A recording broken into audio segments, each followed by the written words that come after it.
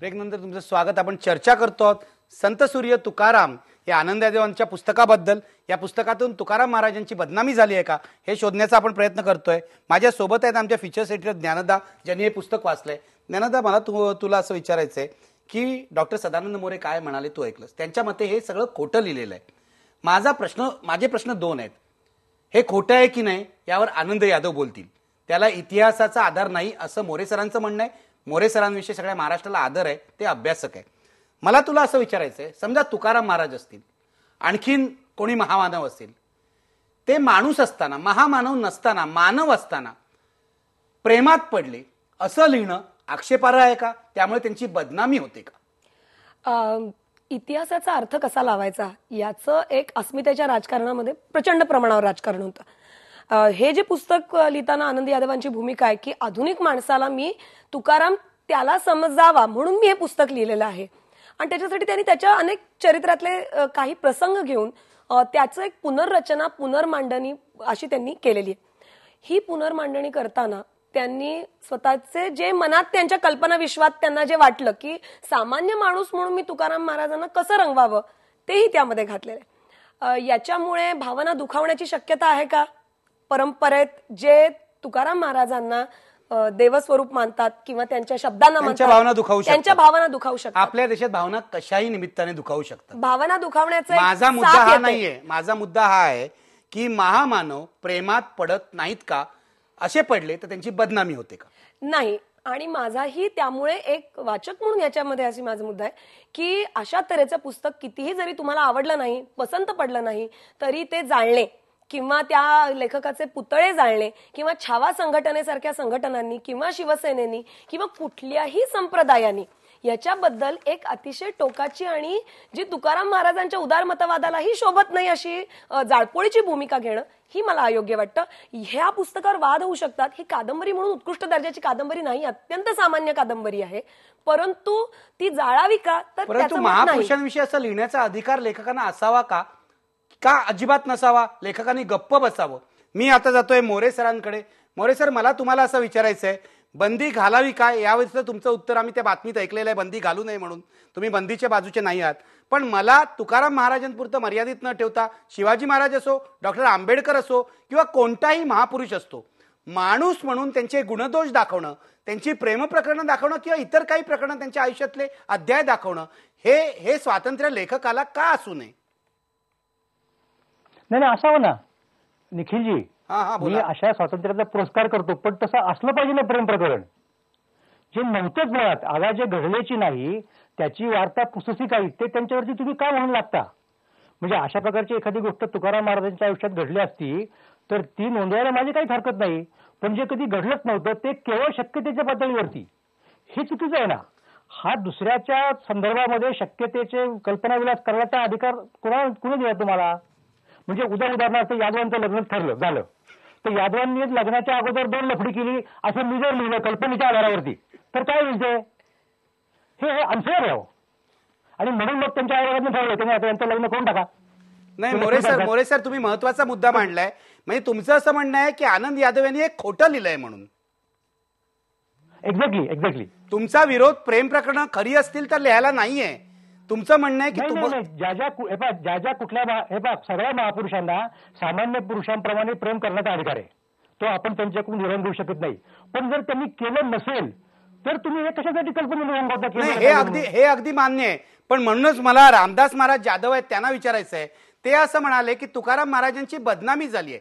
खोटं लिहिलं म्हणून बदनामी झाली हे मी समजू शकतो, पण तुकाराम महाराज अशा प्रकारे कधी प्रेमात पडणं शक्य नाही हे जे रामदास महाराज तुमचं म्हणणं आहे, हे कसं काय? म्हणजे ते काय जन्मतःच महापुरुष नव्हते ना? किंवा डॉक्टर आंबेडकर सुद्धा जन्मतःच महापुरुष नव्हते, शिवाजी महाराज सुद्धा जन्मतःच सगळा आपला वारसा घेऊन आलेले नव्हते. ती माणसं होती. माणसं असताना त्यांनी ज्या काही गोष्टी केल्या त्या लेखकांनी रंगवायला तुमचा का विरोध आहे? रामदास महाराज, मी तुम्हाला विचारतोय.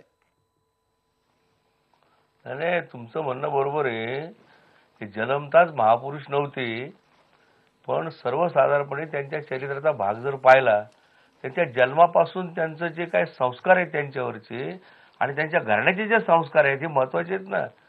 सामान्य माणसाच्या संसाराचे संस्कार वेगळे आणि महापुरुषाच्या संसाराचे संस्कार वेगळे आहेत ना, सरळ आहे ना ते. तुकाराम महाराज हे एका मोरे घराण्यामध्ये, चांगल्या घराण्यामध्ये जन्मलेले, आणि त्यांच्या घरामध्ये 8 पिढ्याची पंढरीची वारी आहे ना. नाही रामदास महाराज, तुकाराम महाराजांच्या मोठेपणाविषयी कुठे आक्षेप नाही या पुस्तकामध्ये. फक्त त्यांच्या आयुष्यातले काही माणसासारखे प्रसंग, म्हणजे प्रेमात पडले होते ते, त्यांना काही व्यसनं होती असं त्यांनी लिहिलंय. याच्यामध्ये तुकाराम महाराजांच्या संतपणाला कलंक कुठे लागतो? मोठा दोष कोणता आहे की तो तुकाराम महाराजांना सामान्य मानतो, आणि मग सामान्य. पण तुकाराम महाराज जन्मतः सामान्य होते, तुम्ही आता मान्य केलं नाही. तुकाराम महाराज जन्मले तेव्हा सामान्य होते आपल्यासारखे, हे तुम्ही मान्य केलं ना आता? नाही, आम्ही कसं मान्य करणार ते? जन्मताचा सामान्य व्यक्तिमत्व होतं ते, आणि त्याला याला सामान्य म्हणायचा अधिकार काय याला? नाही असं नाही. तुमचं म्हणणं आहे तुकाराम महाराज जन्मताच असामान्य होते का? काय म्हणायचं, एखादा मोठा महापुरुष झाला, तो पहिले अगदी सामान्य होता आणि गावाच्या लोकांसारखेच लीला करायला लागला, आणि मग हा सामान्य झाला, असं थोडी असतं ते. असं नाही. तुमचं म्हणणं आहे ते जन्मताच देवाचे अवतार होते. आणि आनंद यादव जर हे लिहित असतील तर त्यांचा फार मोठा मूर्खपणा आहे. नाही तो मूर्खपणा आहे की नाही आपण तपासतो आहोत. पण माझ्या प्रश्नाचं उत्तर द्या रामदास महाराज. मी अत्यंत नम्रपणे विचारतोय, तुमचं म्हणणं आहे की तुकाराम महाराज हे जन्मताच देवाचे अवतार होते का? हो, होते ना. प्रश्न आम्ही वारकरी संप्रदाय मानतोच ते. मी जातोय डॉक्टर सदानंद मोरे यांच्याकडे. हा महत्वाचा प्रश्न आहे. मोरे सर, मला तुम्हाला थेट प्रश्न विचारायचा आहे. ही वारकरी संप्रदायाची अंधश्रद्धा नव्हे का? नाही, अंधश्रद्धा नाहीच ना. वारकरी संप्रदाय मुळात अंधश्रद्धेच्या विरुद्ध आहे ना. असं काय करतात मोरे सर? मला तुम्हाला विचारायचं आहे. ते म्हणतात अंधश्रद्धा नाहीये. मला संशोधक म्हणून तुम्हाला विचारायचंय. म्हणजे तुमचा मुद्दा मान्य आहे की आनंद यादव खोटे असतील तर त्यांना थांबवलं पाहिजे, पण ही आता जे म्हटलं जात आहे की ते जन्मतःच महापुरुष होते, ही वारकरी संप्रदायाची अंधश्रद्धा नाही का? मोरे सर, जरा तुम्ही उत्तर द्या. नाही, अजिबात नाही. रामदास महाराज जरा थांबा, मोरे सरांना बोलू द्या. असतो ना, हा मी बोलतो. कुठलाही संप्रदाय असतो, धर्म संप्रदाय, तो काही शब्दांच्यावरती आधारित असतो. तसं वारकरी संप्रदायामध्ये श्रद्धा आहे की तुकाराम महाराज जे होते ते उदाहरणार्थ नामदेवांचा अवतार होते, आणि खुद्द तुकाराम महाराजांनी त्या प्रकारच्या काही गोष्टी ध्वनीत केलेल्या आहेत. पण हा मुद्दा इथे येतच नाही माझ्या समजुतीप्रमाणे. माझं म्हणणं काय माहिती का, की ते सामान्य असामान्य महापुरुष सामान्य पुरुष कसे काय असणार, जे नाही घडलेलं ते तुम्ही कुठल्या आधारावरती हे करता, आणि तुम्ही वास्तववादी कादंबरी म्हणता, ह्याच्यावरती माझा मुख्य आक्षेप आहे. म्हणजे मला उलट मोरे सर, हे बरोबर आहे, तुमचा आक्षेप मान्य आहे, यावर वाद घालता येईल, यावर चर्चा करता येईल. पण वारकरी संप्रदायाचा जो आक्षेप आहे की ते जन्मतःच महापुरुष होते, याविषयी तुमच्यासारखे संशोधक त्यांनी बोलायला हवं. तेही अंधश्रद्धा नाहीये का? हो, नाही बोलायला पाहिजे ना. वारकरी संप्रदायाची ती धारणा आहे, आणि प्रत्येक धर्म संप्रदायाला तशा धारणा असतात. ही अंधश्रद्धा नाहीये का मोरे सर? एखाद्या संप्रदायामध्ये मोरे सर, मी धारणा तुम्ही म्हणताय, मी विचारतोय ही अंधश्रद्धा नाहीये का? नाही, अंधश्रद्धा म्हणणार नाही मी तिला. का? श्रद्धा ना. ठीक आहे, हे मोरे सरांचं मत आहे. आपण यावर चर्चा पुढे चालू ठेवणार आहेत. चर्चेनी समाज पुढे जात असतो, दंग्या धोप्यांनी, बंदी घातल्यानी किंवा हिंसा केल्यानी नाही. हे वारकरी संप्रदायाने सुद्धा लक्षात घेतलं पाहिजे, आणि छावासारख्या संघटनांनी लक्षात घेतलं पाहिजे. आनंद यादवांचं पुस्तक चूक असेल तर ते नाकारायचा अधिकार लोकांना आहे, पण तो शांततेच्या मार्गाने. मी चर्चा पुढे चालू ठेवणार आहे. ब्रेकपूर्वी आपण बघूया आपला प्रश्न. महापुरुषांबरोबर आपण फार हळवे झालो आहोत का? पडद्यावर बघू शकता तुम्ही. आता 69% लोक होय म्हणतायत, आपण हळवे झालो आहोत. घेऊया एक ब्रेक. पहा फक्त IBN लोकमत. ब्रेक नंतर तुमचं स्वागत. आपण चर्चा करतो आहोत संत सूर्य तुकाराम या पुस्तकावर निर्माण झालेल्या वादाबद्दल, आणि आपला आजचा प्रश्न आहे महापुरुषांबाबत आपण फारच हळवे झालो आहोत का? ज्ञानदा, मला तुला विचारायचं आहे. मोरे सरांनी म्हटलं की ही वारकरी संप्रदायाची धारणा आहे की तुकाराम महाराज जन्मतःच महापुरुष होते. मी त्यांना वारंवार विचारत होतो की ही अंधश्रद्धा आहे की नाही. त्यांनी याचं उत्तर दिलं नाही. मला असं वाटतं, तूही संशोधक आहेस, मला तुला हाच प्रश्न विचारायचा आहे की एका बाजूला आनंद यादवांची चूक झाली असं म्हणतायत, दुसऱ्या बाजूला वारकरी संप्रदायाची जी अंधश्रद्धा आहे त्याला आपण अंधश्रद्धा म्हणायला तयार का नसतो? वारकरी संप्रदायाची अंधश्रद्धा म्हणजे याला ज्याला ते धारणा म्हणतायत, त्याला तुम्ही तुमच्या एका भूमिकेतून त्याला अंधश्रद्धा म्हणताय. मला त्या अशा तऱ्हेचा जन्मत हे संशोधक म्हणून शब्दांचे खेळ आपण अनेक वर्ष ऐकत आलो आहोत. मला तुला असं विचारायचं आहे की माणूस जन्मतःच महापुरुष असतो का? याच्या पाठीमागे जो सर्व त्या समाजाचा एक पुनर्जन्मावरचा विश्वास, त्याचा काही कर्मकांडांवरचा विश्वास आहे. करत राहा. मला विचारायचं आहे की माणूस शिवाजी महाराज असो, डॉक्टर आंबेडकर असो, तुकाराम महाराज असो, हे जन्मतःच महापुरुष होते का? आज आधुनिक समाजामध्ये आपण त्यांना जन्मताच ते माणूस होते आणि त्याच्यानंतर ते माणसा म्हणून महामानव झाले. हा प्रवास आज आधुनिकतेच्या संदर्भात जरी आपण मानत असलो तरी ज्या परंपरा आहेत, माझा मुद्दा अजून एक आहे त्यातला की वारकरी समाजाची श्रद्धा किंवा अंधश्रद्धा किंवा धारणा जरी असली तरी वारकरी समाजा संप्रदायातल्या आज जातीयतेबद्दल आम्ही बोलतो का? तिथल्या जातीय राजकारणांबद्दल बोलतो का? तिथल्या संघटनांबद्दल आणि त्यांच्या अंतर्गत राजकारणाबद्दल बोलतो का? आणि ह्या छावा, संभाजी ब्रिगेड या सर्व संघटना ज्या जातीय नकाशाचा एक भाग आहेत त्यांच्याबद्दल आम्ही काय भूमिका घेतो? आणि म्हणून त्यांनी जेव्हा एखाद्या पुस्तकाची जाळपोळ केली जाते तेव्हा त्याला वेगळ्या राजकारणाच्या संदर्भात तपासावं लागेल. त्यांच्या श्रद्धांना किंवा आधुनिकतेच्या भाषेमध्ये जर त्यांना अंधश्रद्धा म्हणायचं असेल त्यांनाही क्वेश्चन करून सुद्धा त्यांच्याकडे आपल्याला एक राजकारण म्हणून बघावं लागेल. खूप महत्वाचा मुद्दा आहे. मी जातोय पुन्हा एकदा रामदास महाराज जाधव यांच्याकडे. रामदास महाराज, हे वारकरी संप्रदायाचं राजकारण आहे का? नाही, याच्यामध्ये राजकारणाचा काही संबंध नाहीये. हा राजकारणाचा भाग नसून हा तुकाराम महाराजांवर असणाऱ्या अपार श्रद्धेचा भाग आहे.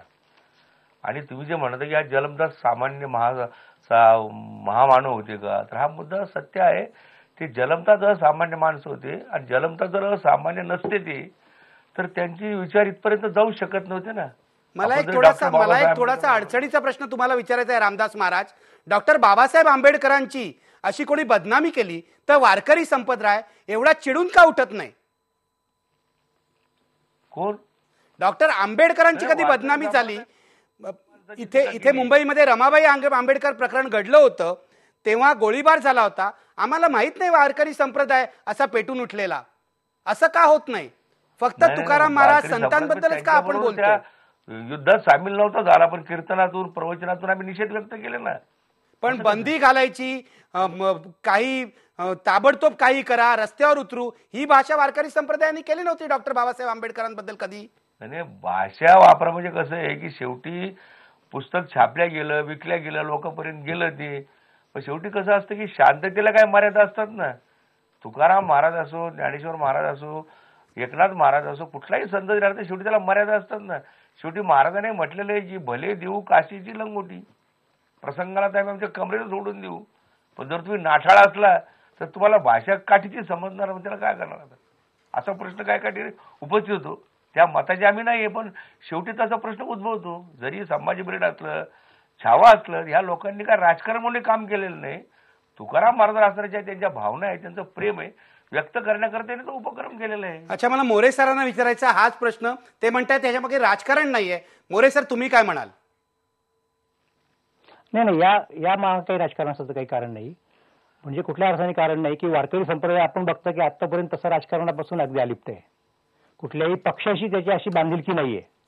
म्हणजे व्यक्तिगत कुणी कुठल्या पक्षाला मतं वगैरे देत असतील, परंतु प्रत्यक्ष राजकारणात पडून पुढारीगिरी करून किंवा निवडणुकीत सुद्धा अजून कोणी वारकऱ्यांच्या पैकी सरळ उभं राहिलेले असं दिसत नाही.